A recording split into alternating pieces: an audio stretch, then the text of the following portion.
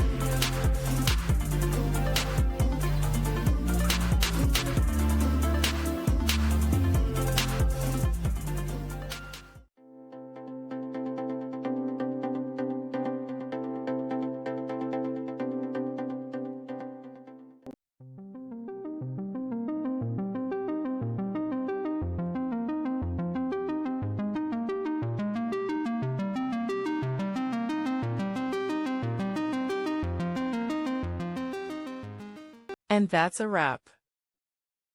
I hope you found the answer you were looking for. If you did, take a second to hit that subscribe button. It really helps out. And let me know in the comments which solution worked best for you. See you next time in the debug zone.